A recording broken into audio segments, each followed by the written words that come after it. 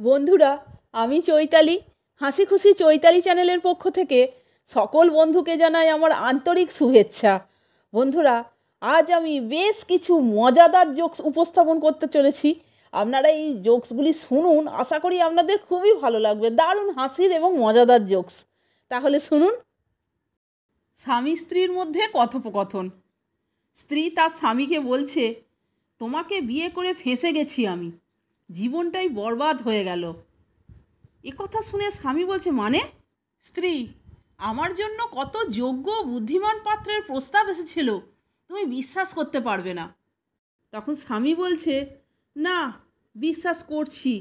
বুদ্ধিমান বলেই তো তারা সবাই সরে গেছে, আর বোকা বলেই তো আমি শেষমেশ ফেঁসে গেলাম।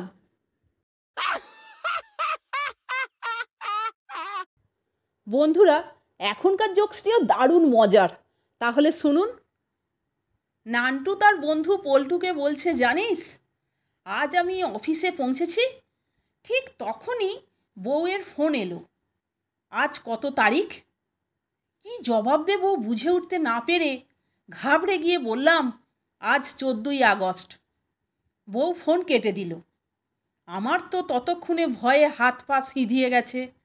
ভাবছি, ওর কি আজ জন্মদিন না আমার? তাহলে কি আমাদের বিবাহবার্ষিকী, না বাচ্চাদের কারোর জন্মদিন, নাকি শ্বশুর শাশুড়ির জন্মদিন বা বিবাহবার্ষিকী? তাও তো নয়। এই মাসে গ্যাস সিলিন্ডারও তো বুকিং করিয়ে দিয়েছি। মোবাইল, ইলেকট্রিসিটি বিল, দুধের বিল সবই তো হয়ে গেছে। তাহলে বউ তারিখ কেন জিজ্ঞেস করলো? আর বলিস না ভাই, এই টেনশানে আমার লাঞ্চ আর বিকেলের চা সব ভয়ে মাথায় উঠে গেল। যাই হোক, এরপর বিকেলে বাড়ি পৌঁছালাম। দেখি আমার মেয়েটা খেলছে। আমি ওকে ডেকে জিজ্ঞেস করলাম, হ্যাঁ রে সোনা, তোর মা কোথায়? সব ঠিকঠাক আছিস তো? আমার মেয়ে আমাকে বলল, কেন বাবা তুমি এসব বলছো? আমরা তো সব ঠিকই আছি। না, বলছিলাম কি, তোর মা ফোন করেছিল আর আজকে কত তারিখ জিজ্ঞাসা করছিল, তাই বলছি আর কি।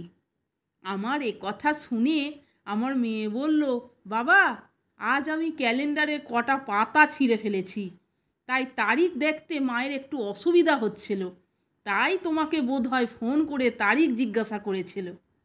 মেয়ের মুখে এ কথা শুনে বিশ্বাস কর, আমি একটু হাঁপ ছেড়ে বাঁচলাম। আমার যা অবস্থা হয়েছিল সে আমিই একমাত্র জানি, আর আমার মতন যারা বিবাহিত পুরুষ তারাই জানে।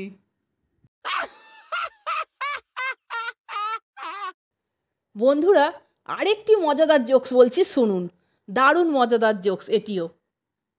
এক গ্রামের উচ্চ মাধ্যমিক স্কুল। স্কুলের সেক্রেটারি স্কুলে এসেছেন। সত্য বলতে কি, ভদ্রলোকের 2-3 পুরুষ স্কুলটির সঙ্গে সম্পর্কযুক্ত। বংশ পরম্পরায় বিদ্যুৎসাহিত বটেই। স্কুলের জমি, খেলার মাঠ সবই তার ঠাকুরদা স্বেচ্ছায় স্কুলের নামে লিখে দিয়েছিলেন।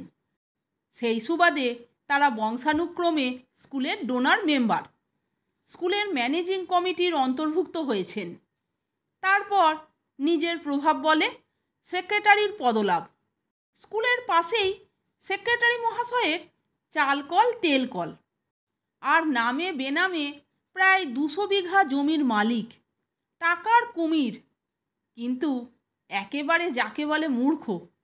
তবে সেক্রেটারি বাবু গোদা গোদা হরফে নামটি কোনো রকমে স্বাক্ষর করতে পারায় স্কুলের কাজকর্ম চালিয়ে নিতে পারেন।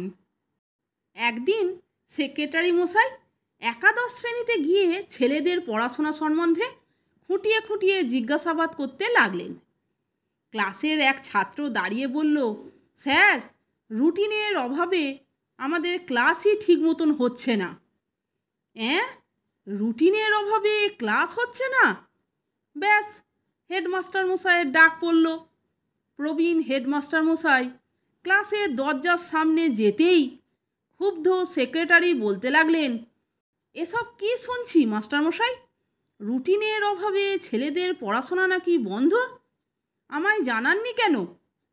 হেডমাস্টার মশাই মুখ কাচুমাচু করে বললেন, আগে স্কুলে কদিন অডিটের ঝামেলা চলছে, তাই এ কদিন ঠিকমতো নজর দিতে পারিনি। আমি যত শীঘ্র পারি, না যত শীঘ্র নয়, কালই শহর থেকে রুটিন আনিয়ে নিন। যত টাকা লাগে কালই চাই, সবচেয়ে ভালো রুটিন চাই, টাকার জন্য ভাববেন না।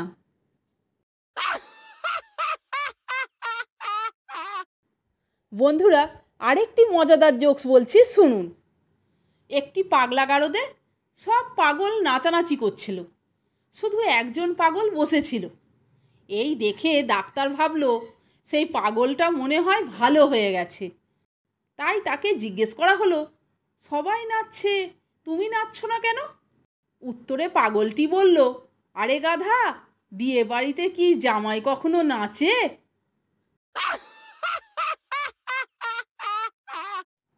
বন্ধুরা, আরেকটি মজাদার জোকস বলছি, শুনুন। ডাক্তার ও রোগী কথোপকথন। রোগী, ডাক্তারবাবু, আমার পা নীল হয়ে গেছে। এই দেখে ডাক্তার বলছে, এ তো সিরিয়াস কেস, বিশেষ সংক্রমণ হয়েছে, পা কেটে বাদ দিতে হবে। এরপর আসল পা কেটে প্লাস্টিকের পা লাগানোর পর দেখা গেল সেটাও নীল হচ্ছে। ডাক্তার, এখন আপনার আসল রোগ বুঝতে পারলাম, আপনার জিন্সের প্যান্টের রং উঠছে।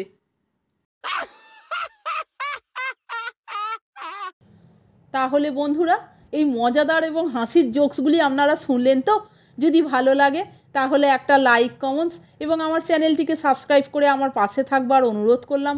এই রকম আরও অনেক হাসির গল্প, মজার গল্প, হাসির জোকস শুনতে বন্ধুরা প্লিজ আমার চ্যানেলের ভিডিওগুলো আপনারা একটু দেখুন। ভালো লাগলে বন্ধুদের মধ্যে শেয়ার করে দেবেন।